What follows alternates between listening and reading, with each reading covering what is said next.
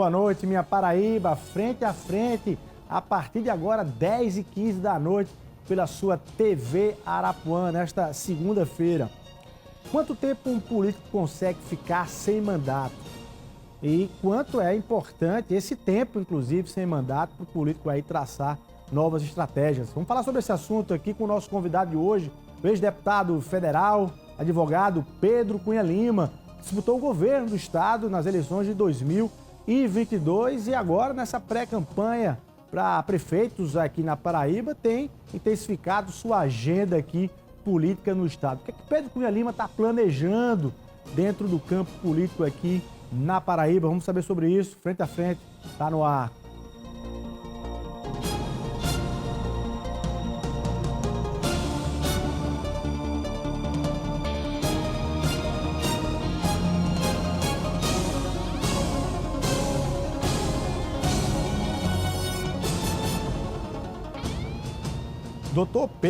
Doutor professor Pedro Cunha Lima, boa noite. Estava com saudade de ser chamado assim. Boa noite, obrigado pela sua presença aqui. Boa noite, Luiz. Estava com saudade de participar de instantes como esse, né? E desde já agradeço pelo convite. É muito bom estar aqui no Frente a Frente com você. Bacana. Veja só, a gente ao longo da sua trajetória, muitas vezes aqui mesmo, em outras também fala, você alternava em leituras políticas para dizer que a política lhe fazia raiva e falta. Até, enfim, lembrando do poeta aí nesse sentido. Com esse tempo, né, sem mandato, você consegue ter ainda mais clareza sobre suas leituras em relação à política? Ela, de fato, lhe faz mais raiva ou falta? Tem muita coisa na política que me embrulha. E eu gosto de ser sincero, facilita para mim e é como eu gosto de me expressar. E não vou esconder isso, né? A política, ela infelizmente ainda está, Luiz, num lugar muito atrasado. São práticas realmente que eu fico impressionado como a gente, século XXI, 2024, tudo evoluindo e práticas tão antigas, né, tão paradas no tempo na política, e isso continua me agredindo. Agora, tem muita coisa na política também, né, que move, que estimula. Ontem eu terminei a agenda em Areial e no meio do evento, ao lado do nosso candidato a prefeito Henrique, Diego, candidato pelo PSDB, para o nosso orgulho. No final do evento eu me deparei com uma mulher que pediu um pouco da minha atenção para dizer que acompanhava o meu trabalho, siga em frente, e disse que fazia parte de um projeto social para o empoderamento das mulheres, para a causa de combater essa vulnerabilidade. E aí eu vejo voluntários, né, botando a mão na massa, sabe? Pessoas que querem trabalhar por um mundo melhor, que fazem a sua parte. E se inspira. É onde você diz, eu quero estar na política, porque eu quero fazer parte de movimentos de transformação. Então eu vivo essa dualidade.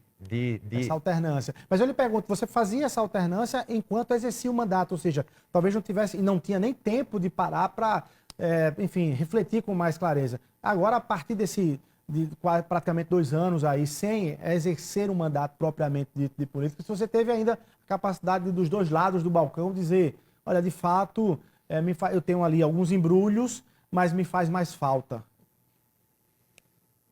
Eu não, com esse tempo eu não consigo dizer que me faz Ainda mais é pouco. falta.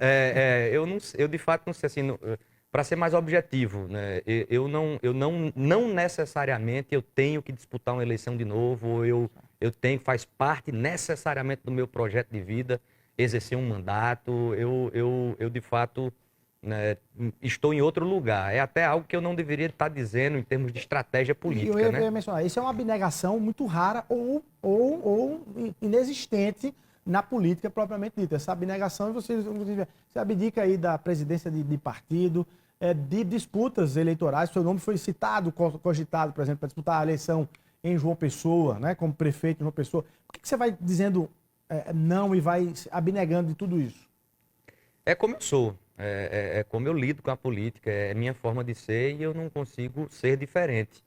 Então, por mais que a estratégia aponte para outro caminho, não é o que está no meu coração. Então, eu participo da política, sabe, Luiz, da minha forma, da forma em que eu respeito como eu sou. Tem uma frase que diz, né, ser o que se é, falar o que se crê, crer no que se prega, viver o que se proclama, até as últimas consequências.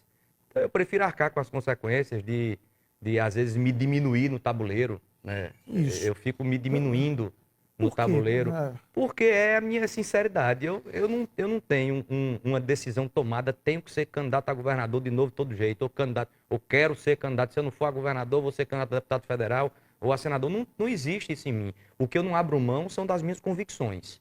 É de fazer um ativismo, de enfrentar um modelo que está errado, de botar o dedo na ferida, sabe? Isso aí é o que dá sentido para mim na política. Então, sendo candidato ou não, eu vou fazer esse ativismo.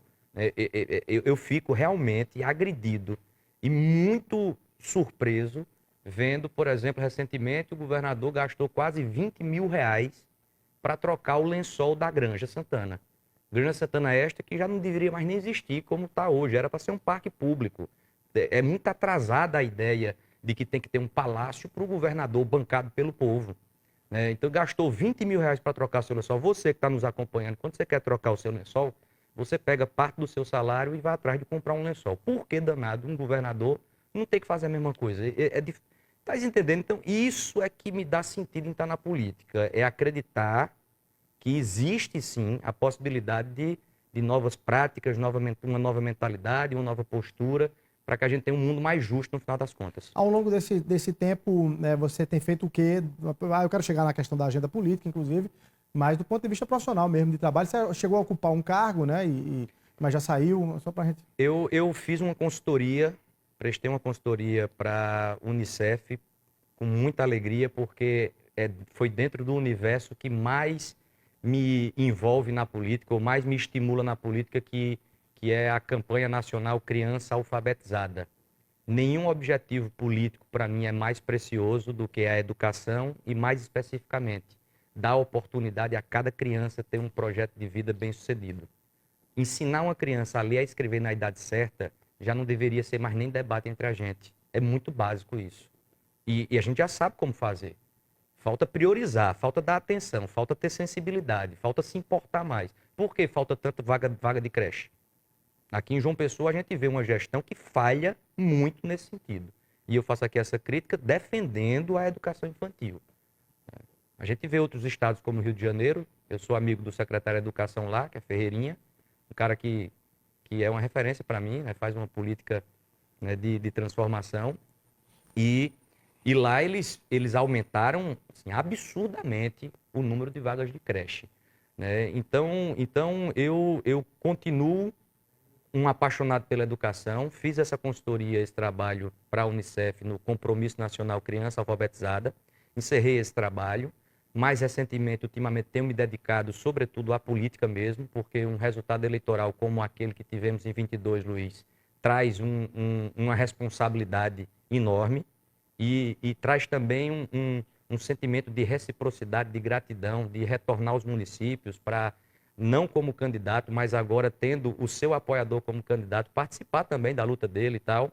Eu tenho, sobretudo, feito isso, mas também me envolvo com a advocacia, sou advogado e tenho trabalhado, né, como advogado, tem sido bacana. E ano que vem quero voltar a dar aula, eu tenho paixão por sala de aula. Você tem trabalhado com o ex-senador Cássio Cunha Lima na advocacia? Também tenho trabalhado com ele, né, na consultoria, mas... É mais fácil você ir para a área jurídica permanentemente ou o ex-senador voltar para a política? Eu nem sei, mas eu acho que existe a possibilidade para os dois cenários. Olha aí, isso aí já é uma primeira luz do nosso debate. Você acha que ainda essa porta, muita gente, eu tenho várias outras perguntas direcionadas a você, mas só para aproveitar, você como filho, não só filho, mas como o próprio senador já mencionou, assim, como uma referência da política dessa geração que ele admira, ele próprio, né, faz o registro como político, admirando. E a janela não está completamente fechada. Muita gente fica perguntando, Cássio, volta ou não volta? Você pode dizer assim, essa janela não está completamente fechada, embora ela esteja ali, se não fincada, trincada ali, mas ela está aberta, ainda tem uma brecha? Veja só, Luiz, você está perguntando para alguém absolutamente suspeito, né? Eu, como filho que sou suspeito em falar, mas eu tenho profunda admiração pelo meu pai. Um orgulho mesmo, assim, da maneira com que ele lida com o trabalho, o senso de responsabilidade, o grau de entrega, exigente consigo, crítico, gosta de fazer bem feito, se dedicou à política por inteiro para fazer o bem, para espalhar o melhor dentro desse universo de transformação. Eu tenho um orgulho muito grande por onde eu ando. E tive ontem em Natuba, passei depois por Areial, esse final de semana dormi no Sertão, fui para a convenção em Manaíra, passei por Princesa Isabel, depois Olho d'Água, parei em Pinhacó, fui na sequência para Tenório, recentemente tive em Alhandra, Pedras de Fogo, Riachão, Cacimba de Tudo Dentro, esse final de enfim. semana? Não, Sim, ao longo desse tempo. Araruna já foi antes, esse final de semana foi mais o Sertão.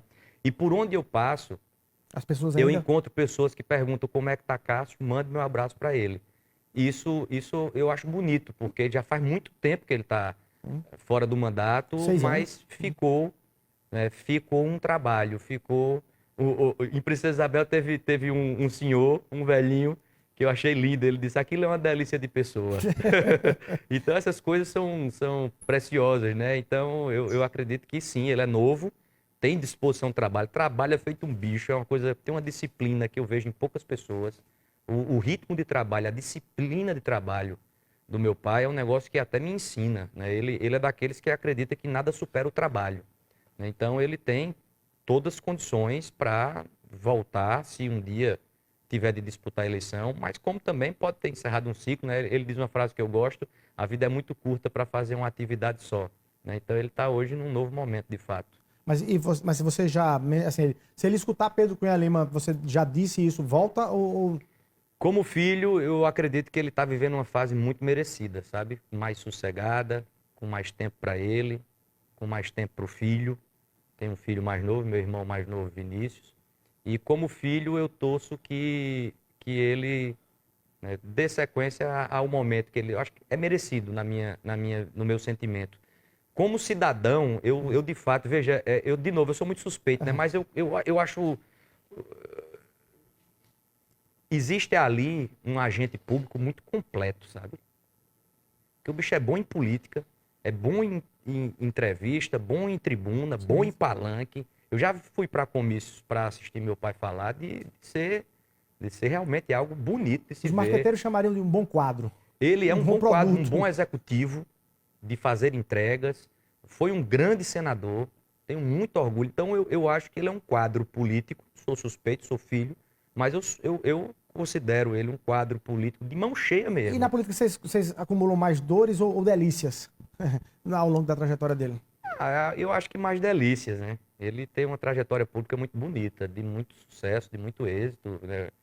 Teve a honra de estar em lugares relevantes, de exercer política e fez com responsabilidade, com competência. Então, acho que é sacrificante, né? Eu não convivi com meu pai como meu irmão mais novo está convivendo agora. E hoje entendo muito bem isso e até faz parte da minha admiração, o grau de entrega, de abnegação com a vida pessoal. Quando eu decidi disputar a minha primeira eleição, uma das únicas coisas que meu pai enfatizou várias vezes foi: não se esqueça que política é uma atividade egoísta, ela lhe exige por inteiro, é um sacerdócio. Se você está entrando na vida pública, sua vida não pertence mais só a você, você pertence ao todo. E isso é algo que eu admiro na trajetória dele e eu considero uma trajetória muito bonita. Pedro, nessa sua, que você mesmo reconhece, na dualidade dessa leitura, com tanta defesa de fazer de divisão, entende que com mandatos se consegue, às vezes, avançar um pouco mais, seja num debate, seja numa cobrança, ou seja efetivamente numa execução, dependendo da função aí. Você lhe incomoda chegar em 2024, as portas também de 2026, assim, e não saber exatamente qual é o seu papel, o seu espaço, não é papel, o seu espaço nessa composição de mandato, de conquistar o mandato? Não me incomoda nem um pouco, Luiz. O que eu não abro mão, como falei aqui, é de fazer um ativismo, que é o que realmente me move. Eu não vou parar de militar, né? Mais recentemente eu vi um outro gasto do governo, né? No período junino, uma secretaria do governo do estado gastou R$150 mil para fazer uma confraternização para a secretaria, né? 3 contratos, os 3 com a mesma empresa. O dono da empresa tem parentesco com chefe do cerimonial, coisa desse tipo, enfim. E gastando R$150 mil para fazer festa de São João, enquanto o povo passa fome. Enquanto a escola lá de Princesa Isabel, Gama e Melo, a segunda escola a ser construída no nosso sertão, está lá abandonada, aos cacos, janela quebrada. Então, isso é que me abastece, que me alimenta. Não é ter mandato, não é botar um broche. É fazer uma luta, é fortalecer uma crença, é acreditar que é chegada a hora de um tempo novo, né? De que dá para ser diferente. Eu não preciso ser eu o candidato. Muito pelo contrário, eu já demonstrei que, né, na última disputa, Romero não foi o candidato porque ele, de fato, fez a opção de ir para a Câmara. Mas, de minha parte, eu falei inúmeras vezes, não, Romero, você me representa. Vou querer falar em Romero completamente. Se eu tivesse esquecido, você acabou de me lembrar, mas não é o caso. Agora, você tem ido e cumprido essa agenda de pré-campanha em 2024. Que faz também por várias razões, mas faz também porque tem a capacidade de fortalecer, uma capacidade de retornar ao mandato nesse sentido. Tem isso também, então? Tem isso também. Eu continuo tendo o sonho, esse sonho está vivo em mim, de ver na Paraíba o governo da educação, de ver um governo do Estado, né, que se compromete com a alfabetização das suas crianças, faz um programa de alfabetização bem feito, reforma as escolas, traz um novo modelo, traz essa nova forma de administrar que eu tanto defendo. Eu tenho muita vontade, sabe, Luiz, de um dia poder mostrar que o que eu falo não é uma miragem. Porque tem muita gente que olha para mim e quando eu questiono o orçamento da Assembleia, que é quase 5 vezes o orçamento do Hospital Laureano, isso me agride de uma forma que você não tem ideia, porque uma pessoa enfrentando um câncer, que não tem a quem recorrer, é só pedindo proteção a Deus para atravessar um momento difícil. Aí o equipamento mais importante do Estado de dar essa assistência recebe quase 5 vezes menos dinheiro do que a Assembleia Legislativa com os seus 36 deputados. Deputadas, tem muitos ali que eu respeito profundamente, que gosto, que são meus amigos, mas eu não vou abrir mão de fazer essa crítica, porque isso me agride demais. Você vê o orçamento dos outros poderes também e considera que eles estão certos, só a Assembleia que está errado? Eu Tudo errado, irmão. Do Poder Judiciário, do Tribunal de Justiça, Tudo do errado. Tribunal de Contas, e aí foca mais na Assembleia, que é mais vitrine para bater na Assembleia? Durante o exercício do mandato de deputado federal, eu foquei no orçamento da Câmara dos Deputados. Mas o Legislativo é mais fraco, é mais fácil de bater? Não, ou de confrontar? eu fui à tribuna para dizer que o juiz no Mato Grosso, que recebeu R$500 mil no mês, está errado. Porque tem gente passando fome. Todo mundo que está num lugar de exercício público precisa ser comprometido com a realidade social que a gente está inserindo. Se não tivesse ninguém passando fome, aí vai lá.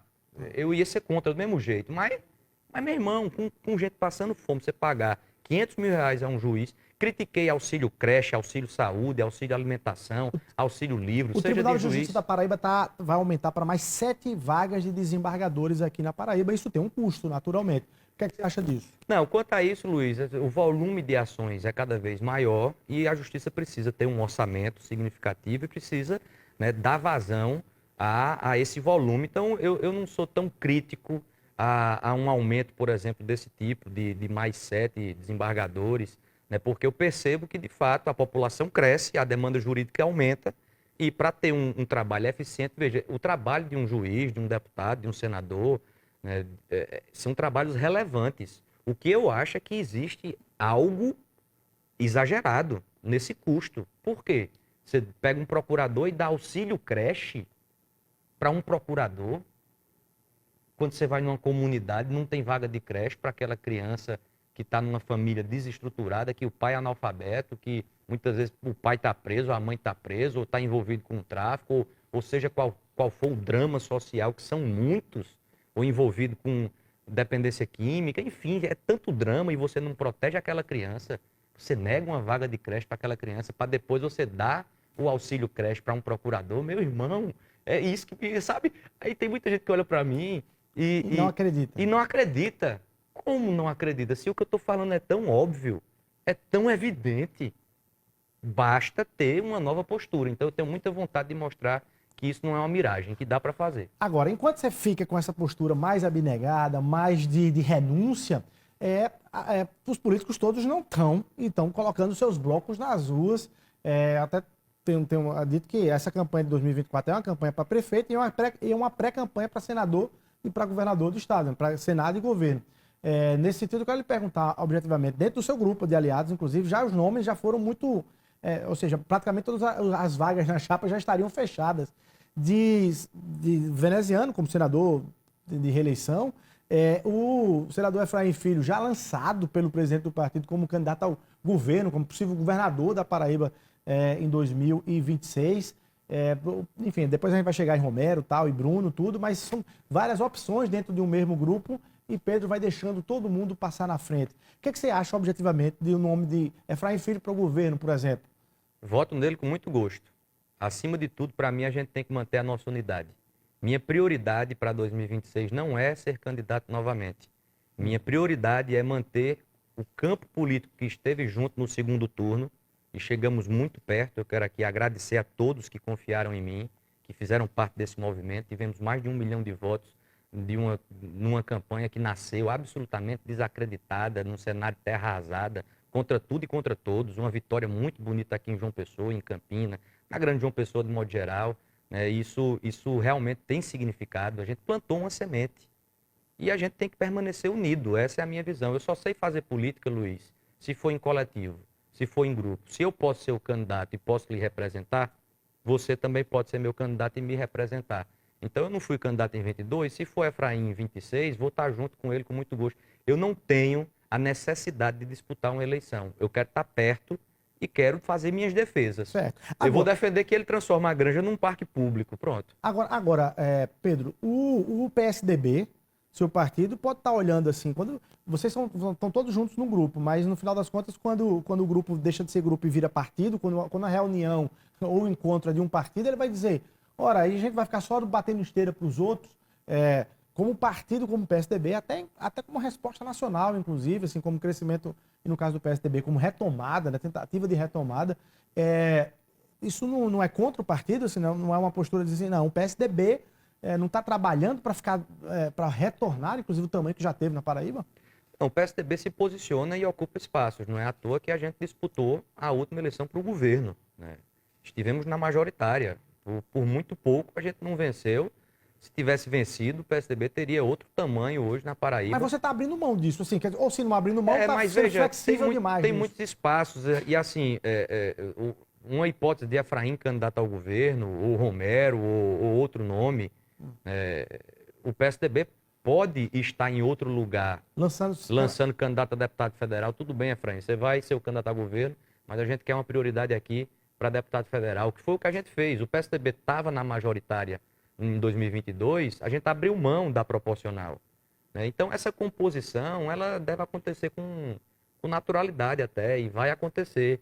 Agora, de fato, talvez para o partido, se fosse para pensar no partido, eu deveria estar dizendo aqui que sou candidato a governador. Isso eu concordo, eu entendo sua pergunta, eu entendo a sua leitura, eu acho que você está certo, mas eu não consigo, como falei no início da nossa conversa, ser diferente. Eu funciono assim, eu posso ser como posso não ser. Agora, qual é o tamanho hoje do PSDB e o que é que você está construindo de 2024? Você falou dessas agendas todas.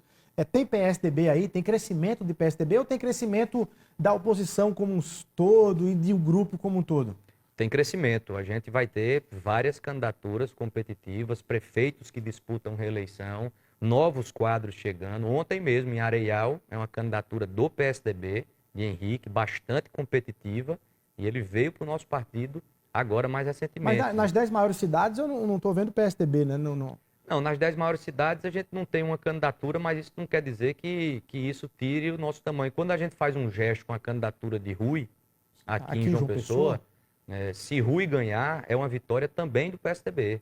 A gente faz parte do projeto, a gente confia, né, no espírito de grupo, de coletivo. Então eu gosto de fazer gestos, é algo que faz parte do nosso modo de ser.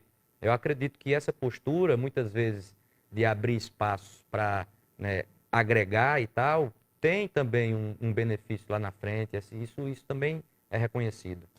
Você foi, eu vou usar a expressão vítima, mas a palavra não é, mas você foi vítima em 2022 da demora da decisão de Romero Rodrigues, que, me corrija se eu estiver errado, esticou até dezembro de 2021 ou mais. Vai ou não vai ser Romero, não vai ser Romero, vai deixar, não vai deixar, vai ser candidato, não vai ser candidato. Todos vocês ali aguardando a decisão de Romero e de repente se percebe que ele não ia tomar decisão, você precisou cravar, talvez esse time aí seu poderia ter sido maior. Você entende que você foi vítima dessa demora de Romero e você naturalmente já sabe onde eu quero chegar para 2024. Ao fim e ao cabo, Luiz, eu contei com o apoio de Romero. Ele esteve ao meu lado, né, defendendo o meu nome, fazendo campanha comigo. E Romero, que é uma liderança com expressão no nosso Mas estado. corrigindo um erro, então. Então, assim, eu guardo muito mais uma gratidão do que um dissabor. Foi ruim? Foi. Não é bom, né? Você tem uma candidatura que nasce praticamente no ano da eleição, né? Mas pode ter certeza, eu tenho uma relação muito boa com o Romero, respeito ele. Eu admiro o trabalho que ele pôde realizar em Campina e sou muito grato por ter tido, ao final, o apoio dele. Isso que ficou em mim. Mas assim, aí vamos lá. Essa cena você acha que se repete, guardadas as devidas diferenças, né, e proporções de diferenças, mas você acha que se repete agora para 2024 essa indefinição de Romero Rodrigues? Sim, tem uma semelhança, né, na maneira como ele se comporta no processo, que deve ser respeitada. É uma indefinição, né, prolongada, a gente já está quase que na convenção. Hoje é segunda-feira, até a outra segunda. Até a outra segunda, né, mas respeito. É como ele tem suas razões. Eu não gosto de julgar, ele tem suas razões. Mas assim, qual é a sua leitura do desfecho dessa história? Leitura ou informação que você tem em relação ao desfecho dessa história? Veja, desde o início desse processo, que eu sempre defendi a unidade, acreditei nela, disse que era o caminho mais coerente, mais acertado. E agora, faltando tão pouco tempo para as convenções, a gente percebe que esse desfecho que foi muito desacreditado, às vezes, muitas vezes que eu dizia que a gente ia continuar unido, o povo olhava para mim e dizia, isso é jogo de cena. É verdade, parecia ou ingenuidade ou uma piada exagerada dizer que Romero ficaria. Né? Agora a gente vê que, pelo menos é o que eu confio, que de fato a gente vai preservar um campo unido, né? De contar com o Romero na disputa do prefeito Bruno, para que a gente possa dar sequência a essa caminhada. Pedro, você estava me dizendo isso na noite dessa segunda-feira, 7 dias antes de encerrar o prazo e Romero ter que naturalmente, obrigatoriamente decidir alguma coisa, e mesmo que não decida nada, esse nada será visto como uma decisão. Então, e você está cravando aqui há uma semana que Romero ficará mantido no grupo. Eu não estou anunciando porque essa decisão não é minha. O que eu estou manifestando é a minha torcida, o meu trabalho e a minha crença. Eu acredito que Romero vai permanecer conosco. Mas há 7 dias ela se baseia em quê? A sua crença? Todo esse processo, né, das conversas que a gente tem, né, no acompanhamento, eu acho que se tivesse de ser candidato, eu acredito que ele já teria anunciado a candidatura. Enfim, é como eu vejo, mas não posso garantir que esse vai ser o desfecho. É o desfecho que eu acredito que vai acontecer. Do ponto de vista de família, inclusive, vocês em algum momento sentiram o receio de que esse fosse um racha que fosse além da política, porque ali envolve a própria família, um próprio grupo familiar? Vocês pela primeira vez se viram diante de um receio desse? É muito ruim você divergir politicamente de pessoas tão próximas, né? Pessoas que você, ao longo da caminhada, vai nutrindo amizade sincera, né? Respeito.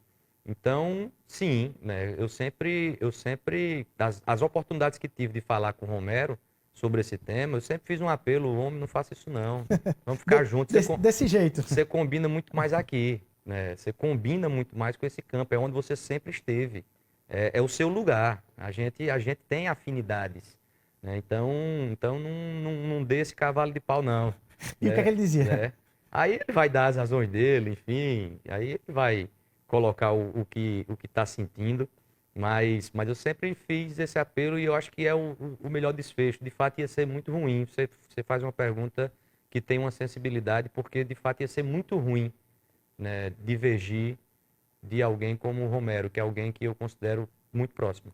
Pedro, você está usando o verbo iria ser muito ruim, que é assim, já meio que supondo que não vai mais acontecer rompimento algum. É o cenário que eu trabalho, é o cenário que eu acredito. Agora eu não sei se é. Eu não quero aqui anunciar, não vá dizer que eu anunciei. Não tem como dizer, eu só estou tentando entender essa leitura. Eu digo que seria muito ruim porque a Paraíba, de certa forma, Campina Grande, parou, quando eu digo, o debate político parou para aguardar Romero Rodrigues. Aliás, estava com efeitos até em outros municípios, né? Mas para ficar em Campina Grande, de certa forma, a cidade meio que está ali, né, aguardando, respirando, para saber se Romero, até Bruno Cunha Lima, está com a vaga de vice aberta, convenção marcada para o dia 5, né? Naquela tensão nesse sentido, e é por isso que esses últimos dias são importantes para entender esses sinais nessa história. Se houvesse um rompimento, vocês saberiam para que lado iam ficar? Eu não respondo dentro dessa hipótese, porque eu defendo demais a unidade. Eu acho que é uma resposta que, o que eu disser, eu vou estar jogando contra uma posição, jogando contra aquilo que eu mais quero ver acontecer, né? Então, eu acredito na unidade, tá mais perto do que longe. Daqui a pouco a gente vai saber o desfecho disso tudo e espero que a gente continue junto. Tá, e aí vamos lá. Eu preciso perguntar, com base nesse encaminhamento, as informações mais recentes, porque ao longo desse tempo todo você tinha parece a cotação de bolsa, né? A semana de cotação que Romero ia ser candidato altíssima, e na outra semana baixíssima, e por aí vai. Esses últimos dias deram aí, talvez por função dessa proximidade, deram ali um sinal de que realmente a candidatura dele não está saindo, não está sendo anunciada e tudo. Então aumentou a cotação de não ser candidato. E dentro disso, as especulações de construções. Uma delas de indicação de Tovar para vice de Bruno, ou seja, a indicação do PSDB para vice de Bruno Cunha Lima. Você confirma isso? Confirmo e defendo o nome de Tovar, um quadro do partido, valoriza o nosso PSDB. Existem outros nomes aí, eu acredito que vai caber muito mais, é a defesa que eu faço, de Romero indicar o vice. Romero deve ter, pela liderança que tem na cidade, deve ter um protagonismo nessa escolha final. Mas defendo o nome de Tovar, até por prestigiar também o PSDB. Nesse sentido, esse debate já está posto para vocês, se cair no colo do PSDB a indicação do deputado. O que é que ele acha disso? Não sei. O deputado Tovar, ele chegou a fazer algumas leituras mais críticas em relação à relação com Bruno Cunha Lima. Já foi contornado? Se não foi contornado, eu considero possível de se contornar. Acho que é muito mais fácil a gente resolver as nossas arestas, ter uma conversa entre todos que estão nesse grupo há tanto tempo. Cada um fala o que está achando que está errado ou que precisa mudar e tal, e a gente se arranja. Eu considero muito mais fácil esse cenário do que o cenário da divisão, da briga, da cada um vai para um lado. Eu acho muito ruim você brigar, divergir com pessoas tão próximas, como mencionei. Agora, se Tovar topa ou não, ou quer ou não, aí eu não sei, cabe a Tovar decidir. Em algum momento desse encaminhamento, se levantou a discussão e a tese da possibilidade do PSDB para não perder Romero como um todo, para o governo do Estado, para a base do governador, ou para a oposição, que o PSDB pudesse encampar e construir junto com o Romero uma candidatura lá em Campina Grande, paralela à de Bruno Cunha Lima. Isso existiu, Pedro, de forma muito clara. Isso chegou a ser cogitado, o que seria considerado uma grande jogada política. Teria Romero como candidato apoiado pelo PSDB em Campina Grande, o que desse lá em Campina Grande, o grupo de vocês não perderia aquela plataforma tão importante e eleitoral que é a Campina. Não, isso não foi trabalhado. A gente sempre trabalhou em torno da unidade, para que não houvesse o rompimento. Então, tudo que o PSDB pôde fazer e continua fazendo para que a gente permaneça unido, a gente vai continuar tendo essa postura, né? Porque melhor do que uma possível disputa, né, em que você joga com duas pedras, eu acho que foi por aí que você construiu isso. A pergunta. O famoso 2 pés em cada barco. Né? Eu não gosto, não. Eu gosto de todo mundo junto num canto só, divergir internamente eu acho que é muito ruim. O que você achou da posição do PL, partido do ex-presidente Jair Bolsonaro, né, que estava ali na base de Bruno e deixa a base de Bruno lá em Campina Grande? Você fica mais à vontade com essa saída do PL de Bolsonaro e de Bruno ou não? Não, isso não muda se eu estou à vontade ou não. Eu torço que o PL fique com o Bruno. Eu achei, inclusive, uma decisão injusta com o Bruno. Por quê?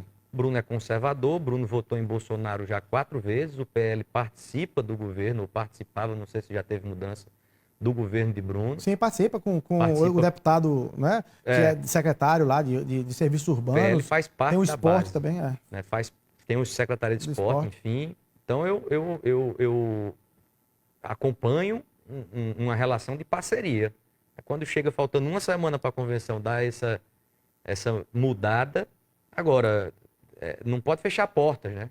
Então, por mais que eu discorde, respeitamos, né? E lá na frente, quem sabe, a gente se encontra novamente, né? Não vou também estar abrindo linha de briga com o PL, porque fez isso com o Bruno. Eu lamento, discordo da postura, mas a gente toca o barco, segue em frente.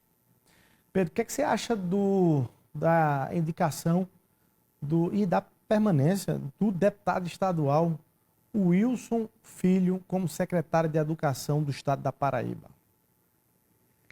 O importante é o resultado que ele vai conseguir trazer. E vamos dar esse tempo a ele. O que eu posso dizer é que hoje a educação na Paraíba tem muito o que melhorar. São muitos alunos que estão fazendo protestos no estado inteiro, né, por não estar tendo aula presencial. Veja a gravidade do que eu vou falar. Não está tendo aula presencial porque a estrutura da escola não permite. Está desabando, quando chove cai água dentro, a rede elétrica é dando curto. Tem muito aluno, Luiz, assistindo aula remota, como se a gente estivesse na pandemia ainda. Meu irmão, isso é muito básico. Você oferecer a um aluno uma sala de aula com um professor. Se o governo do estado não oferece isso, está servindo para quem? A gente paga tanto imposto para quê? Se nem educação ou uma escola bem equipada, uma estrutura digna. Eu mencionei a escola em Princesa Isabel, são muitas as escolas no estado abandonadas. Tem uma escola em Jacaraú, quando eu fiz a postagem da escola em Princesa Isabel, algumas pessoas, venha ver aqui a escola de São José de Princesa, venha ver aqui a escola em Jacaraú, venha ver aqui a escola em Bananeiras. Então, quanto a isso, eu espero que o secretário Wilson dê prioridade a reformar essas escolas. Cuide dessas escolas, meu irmão. Não é correto ficar tanto tempo abandonado. Falta professor. Muitas escolas, tem escola que fica 1 ano sem professor de matemática, 1 ano sem, 2 anos, 3 anos. Isso está errado. Você colocaria, num eventual governo seu, você colocaria um político para assumir a Secretaria da Educação? Não. Não. Eu, inclusive, gostava mais do perfil do secretário anterior, pelo currículo. E estava tomando decisões que eu faço questão de reconhecer, porque eu quero ver esse negócio mudando. Olha aí. Quais delas, por exemplo? A gestão escolar, a seleção para gestor de escola. Ainda hoje na Paraíba, o gestor escolar, Luiz, ele é uma indicação política. Aí é um deputado, um vereador, um líder político que pega um apadrinhado. Mas foi aberta uma seleção que foi executada, inclusive, né? Exatamente. Aí foi o novo secretário que trouxe isso. Isso é recente. Isso não é antes me lembra o nome do secretário Antônio, secretário de Educação, que era o cearense. Roberto Souza. Roberto Souza. Antes dele, a gente não tinha isso. Então, eu acredito que ele tinha um perfil mais técnico, tinha um currículo que eu gosto. Eu passei a campanha inteira usando o Ceará como exemplo. Inclusive, o governador João Azevedo, em um debate, disse: você só fala no Ceará, você parece que tem uma coisa com o Ceará. Eu tenho uma coisa com o Ceará, é claro que eu tenho. É um lugar que mostra como fazer, que a educação dá certo, é referência no Brasil. E aí, por essas curiosidades da vida, ele fez colocou essa resposta para mim e veio um cearense para ser secretário. Agora, eu prefiro o perfil do secretário anterior, mas respeito o trabalho que pode ser oferecido por Wilson Filho. Torço que dê certo, forme bem professor, abra vaga de creche, faça um programa de alfabetização, dê material de alfabetização para os professores. Eu acredito que ele pode estar com um time técnico que faça com que esse trabalho... Não é porque ele é político que ele não vai mostrar resultado. Eu acho que isso é precipitado. Torço que ele acerte. Você está fazendo um tanto quanto aliviando, para a expressão assim, porque ele é do Republicanos e vocês conversam com republicanos? Não. Não, ele poderia ser do PT, do PSOL, de qualquer PL, qualquer partido. É como eu realmente encaro. Eu acredito que a gente tem que dar um tempo para que cada um possa mostrar se está fazendo e se não está fazendo. Se está fazendo, a gente reconhece, se não está fazendo, a gente cobra, critica. Então, é aguardar. O que eu torço é que ele consiga trazer mais orçamento para a educação e todas essas coisas que eu já mencionei, entre tantas outras, né? Tem merenda de várias escolas, é muito ruim. Escola em tempo integral que não tem o que o aluno fazer no contraturno, né? Isso é muito ruim e é muito comum também, né? Fora da propaganda, fora da maquiagem, né? Da estrutura do governo, tem uma realidade educacional que a gente precisa entender que não é mais compatível com o momento que a gente está vivendo. Bom demais. Vamos rapidinho para o intervalo comercial. No próximo bloco eu vou querer saber, já que a gente está falando de educação, de professor, qual a nota que você dá para a atual bancada federal paraibana no Congresso Nacional? Rapidinho, a gente volta aqui um minutinho para o Frente a Frente com o ex-deputado Pedro Cunha Lima.